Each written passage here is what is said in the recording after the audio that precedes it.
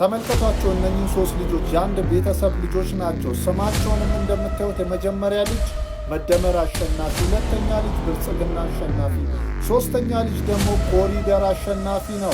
እንዴት ከተባለ ደጋፊ ማን ነው ከተባለ ምንም መሸፋፈን አያስፈልገውም። እኔ የኦርቶዶክስ ሃይማኖት ተከታይ ነኝ። የእንስሳ አባት አለኝ። የሃይማኖት አባቴን አከብራለሁ። የመጀመሪያው ደጋፊ የሃይማኖት አባት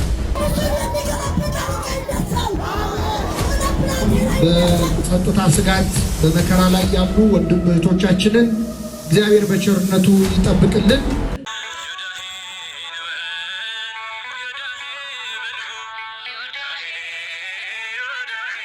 ሬንትሪ ሊቢስ ሲሪየስሊ ኢየሱስን ነው ያወዳደራችሁ ያዋላችሁት? ኢየሱስን ነው ለንጽጽር ያቀርባችሁት? አሁን እኛ አባታችን ነው ጸልየን እዛ የማርያም ስንጀምር ቤታችን ቅድስት ድንግል ማርያም ወላኮ ቅድስት ሰለስንል ቤቶቹ እሷን አይሉ ፕሮቴስታንቶች ለምሳሌ እኛ ለማርያም የተለየ ነገር ያለ መስላቸው ምን ማለት ነው እኮ ይኸውልህ ቤታችን ቅድስት ድንግል ማርያም በመላኩ በቅዱስ ገብርኤል ሰላምታ ምን እንልሻለን? ሰላም ይልሻል። ገብርኤል ምንድን ነው ያለው? ጸጋን የተመላሽ ደስ ይበልሽ። ኃጢአት ነው በጣም ለማርያም የተለየ ነገር አይደለም። ከዛስ እግዚአብሔር ከአንቺ ጋር ነውና ከተወዳጁ ልጅሽ ይኸውልህ መጣ ገብርኤል ጸጋን የተመላሽ ደስ ይበልሽ። እኛ ምንድን ነው ቤታችን ቅድስት ድንግል ማርያም በመላኩ በቅዱስ ገብርኤል ሰላምታ ሰላም እንልሻለን። በሐሳብሽ ድንግል ነሽ፣ ድንግል አለች። በስጋሽ ድንግል አለች። ሰው በስጋው ድንግል ሊሆን ይችላል። ባለው ይኸውልህ በሁለት ወገን ድንግል ከምትሆን ይላል ቅዳሴ ማርያም ላይ። በሁለት ወገን ድንግል ከምትሆን ማለት በሐሳቡ በስጋው ድንግል ሰው በስጋው ድንግል ሊሆን ይችላል። በሐሳቡ ድንግል መሆን አይችልም። ማንም ሰው በሐሳብሽ ድንግል በስጋው ያሸናፊ እግዚአብሔር እናቱ አይደለች። ይሄ እመቤታችን ቅድስት ድንግል ማርያም ላይ ስንጸልይ ፕሮቴስታንቶች ሌላ ነገር እንዳይመስላቸው ነው የማብራር። በስጋሽ ድንግል ያሸናፊ እግዚአብሔር እናቱ እና አንድ ነገር ዓለም ላይ ካሉ ሃይማኖቶች ውስጥ መድኃኔዓለምን ነው የምልህ ይኸውልህ ጸደይ ሃይማኖት እኔ ከሌላው ጋር ጸብ የለኝም። ቢወጣ ይሄ በደንብ ቢሰበክ ግዕዙ አሁን እኛ በግዕዝ እንጸልያለን። ይሄ ግዕዙ በአማርኛ ብትሰማ እግዚአብሔር እኔ ኦርቶዶክስ ተዋህዶ ነኝ።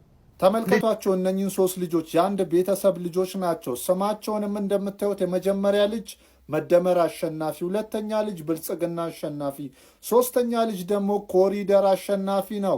አባትም ስለ ስማቸው ሲጠየቅ እንዲህ ብሏል። የመጀመሪያ ልጅ መደመር አሸናፊ ሰኔ 16 2010 ዓ.ም ከመደመር ድጋፍ በኋላ ስለተወለደች መደመር አሸናፊ ብያታለሁ። ሁለተኛ ልጃቸውንም ብልጽግና አሸናፊ ያሉበት ምክንያት ስድስተኛው ሀገራዊ ምርጫ ሰኔ 2013 ዓ.ም በማግስቱ ስለተወለደ ብልጽግና አሸናፊ ተብሏል። ሶስተኛ ልጃቸውንም ኮሪደር አሸናፊ ያሉበት ምክንያት በየከተማው የሚሰሩ ኮሪደር ልማቶችን ለመዘከር ነው ብለዋል።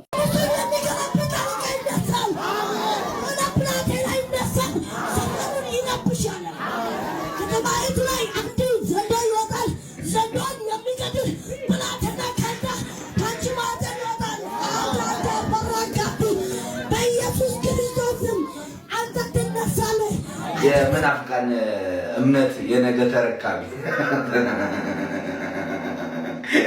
እንዴ የሚገርም ትውልድ አይደል እንዴ ያፈራችሁ ያላችሁ የሚረከባችሁ ትውልድ የሚገርም ነው።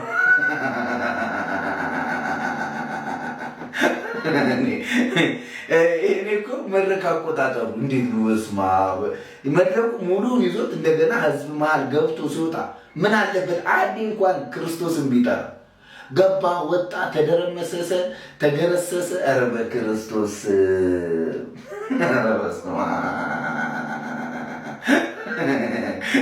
ይሄን ሁሉ እንግዲህ የግል ቸርች ውስጥ እንግዲህ እዛ ባለበት ቸርች ውስጥ እየሄደ የሚያየው ከትልልቆች የሚያየውን ነገር ነው ልጁ የፈጸመው። በቃ ገባ ወጣ ክርስቶስ አይጠራም፣ ቢዝነስ ነው በቃ። የከሌ ገባ ወጣ የከሌ ስም መጠራቱ እዛ ቤት ውስጥ ትልቅ ታምር ስለሆነ በቃ ትልቅ ቢዝነስ ሆኗል።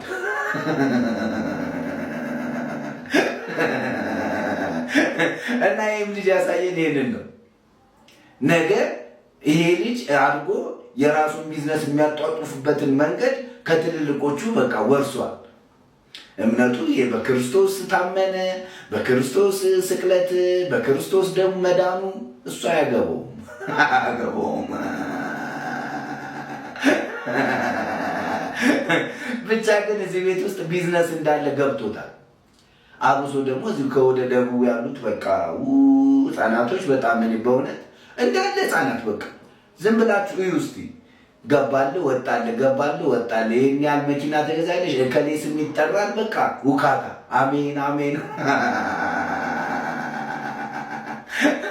ኧረ እባካችሁ ለትውልዱ ዘኑ ተው እናንተ አንዴ ገሃነም ገብታችኋል በቃ እናንተ አልዳናችሁም ቢያንስ እንኳን የሚድንን ትውልድ አታጥፉ እባካችሁ ይመቻችሁ ለማንኛውም እወዳችኋለሁ ከአላፋት ዝማሬ ጋር በተገናኘ በጣም ብዙ ሰዎች በውስጥም እየጻፋችሁልኝ ነው ሐሳቤን በግልጽ ላስቀምጥ ይሄን ሐሳብ ሳስቀምጥ ግን ከብዙዎቻችሁ ጋር እንደምንጋጭ ግን ተስፋ አደርጋለሁኝ ግን ሐሳብ ስለሆነ የሐሳብ ለውጥ አይከፋም ከአላፋት ዝማሬ ጋር ምንድነው ያለ አቋም የሚል ነው እኔ ከዝማሬው ጋር ችግር የለብኝም ዛሬም ነገም ደጋግሜ የምናገረው ነገር ከአላፋት ዝማሬ ጋር ችግር የለብኝም ወንድሞቼ ታዲያ በውስጥ እየጻፋችሁልኝ ያላችሁ ነገር አለ አንደኛ ነገር የአላፋት ዝማሬ አሁን ሐዘን ላይ ባለችበት ምዕመናን በሚገደሉበት ወቅት ላይ ለምንድነው የአላፋት ዝማሬ የሚካሄደው የሚል ነገር አንስታችኋል ቤተክርስቲያን ከመከራ ወርዳ አታውቅም ሁሌም ቢሆን ቤተክርስቲያን መከራ አይነት በየትኛውም ዘመን ላይ ቤተክርስቲያን ከመከራ አልፋ አታውቅም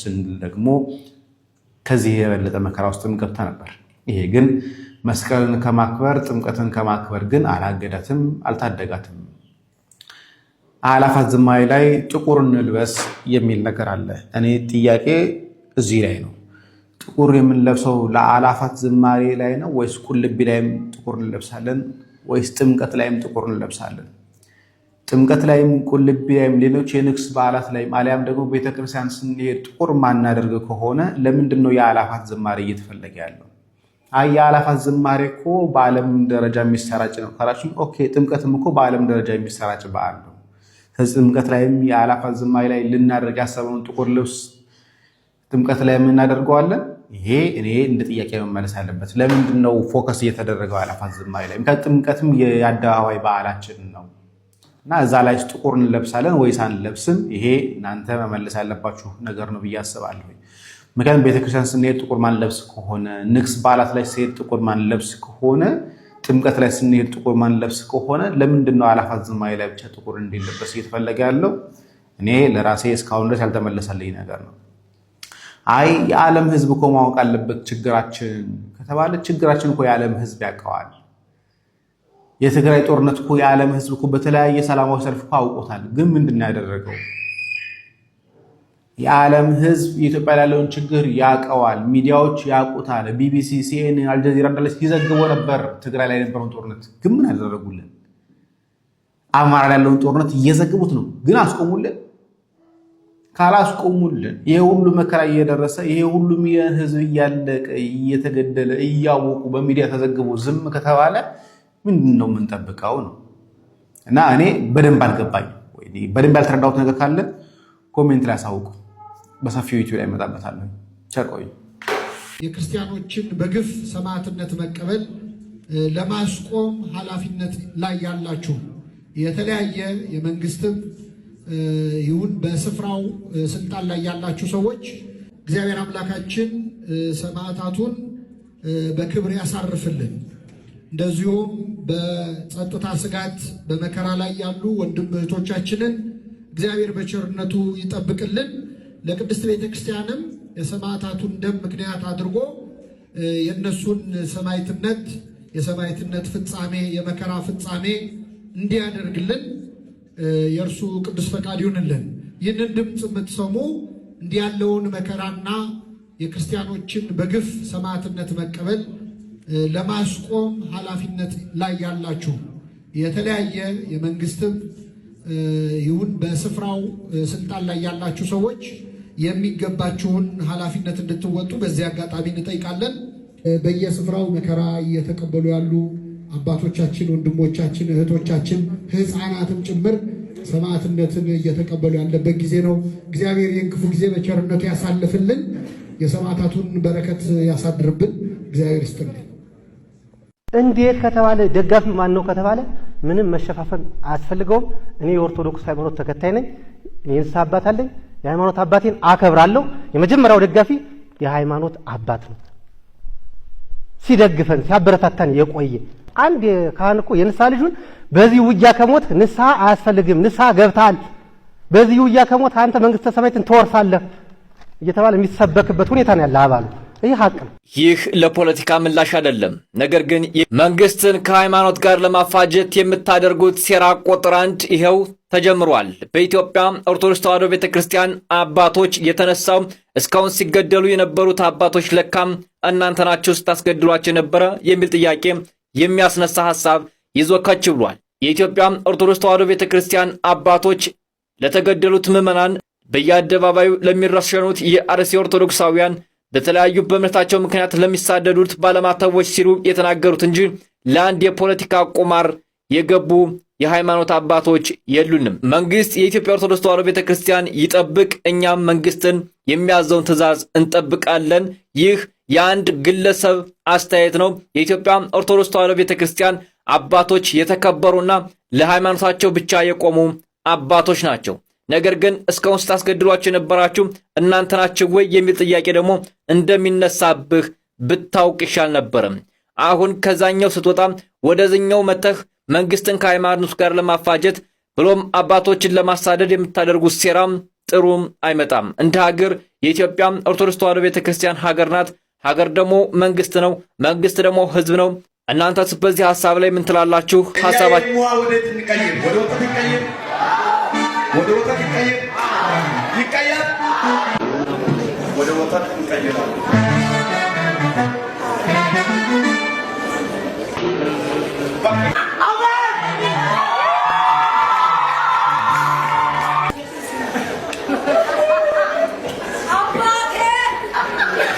እኛ በነገራችን ላይ ታቦት ተከታዮች ነን። አንዳንድ ሰው ይሄ ሲባል የሚሸማቀቅ ሰው አለ። እንዴ ኢየሱስን ነው የምከተለው እንጂ ታቦት አልከተልም የሚል በጣም የሚያሳዝን። መከተል ማለት ምን ማለት ነው? መከተል ማለት መስማት ማለት ነው። መከተል ማለት ማየት ማለት ነው። ክርስቶስ ያስተማረውን ትምህርት መከተል ነው። በነገራችን ላይ ክርስቶስ እግዚአብሔር ነው። እግዚአብሔር ያስተማረውን ትምህርት መከተል ነው ታቦት መከተል ማለት ነው። ስለዚህ ግብራችን ነው፣ ስራችን ነው፣ አምልኮታችን ነው ታቦት መከተል። ተከተሉ ስለተባለ ማለት ነው እንጂ ታቦት አንነቅፍም። በመጽሐፈ ኢያሱ ምዕራፍ 3 ቁጥር 3 ላይ የአምላካችሁን የእግዚአብሔርን ቃል ኪዳን ታቦትና ሌዋውያን ካህናት ተሸክመውት ባያችሁ ጊዜ ከሰፈራችሁ ተነስታችሁ ተከተሉት። በእናንተና በታቦቱ መካከል ያለው ርቀት በስፍር 2000 ክንድ ይሁን፣ ወደ ታቦቱ አትቅረቡ ይላል። በጣም የሚገርም ነው። በዚህ አንቀጽ ብቻ ኢያሱ የነገረን የትም ሳንሄድ ማለት ነው። በዚህ አንቀጽ ብቻ ወደ 6 ነገሮችን ነግሮናል። የመጀመሪያው ታቦት መኖሩን፣ ስለ ታቦት መናገሩ፣ ታቦት ብሎ መጽሐፍ ቅዱስ ላይ መቀመጡን ነው የምናየው። ሁለተኛ ታቦት የማን እንደሆነ ነግሮናል። የአምላካችሁን የእግዚአብሔርን የቃል ኪዳን ታቦት ይላል። ታቦት የአምላካችን የእግዚአብሔር መሆኑን ነግሮናል። ሁለተኛ የእግዚአብሔር ነው። ምን ማድረጊያ ነው? ምን የሚገለጥበት ነው? የቃል ኪዳን ታቦት ይለዋል። ቃል ኪዳን፣ የቃል ኪዳን ታቦት። ቃል ኪዳኑ ምንድን ነው? በዚያ ሆኜ አናግርሃለሁ ያለው ቃል ኪዳን ማለት ነው። ስለዚህ ቃል የገባበት ከህዝቡ ጋር፣ ቃል የፈጠበት ከህዝቡ ጋር፣ እግዚአብሔር ከህዝቡ ጋር የሚነጋገርበት የሚገናኝበት የቃል ኪዳን ታቦት የምን ታቦት እንደሆነ ነግሮናል። አራተኛ ታቦት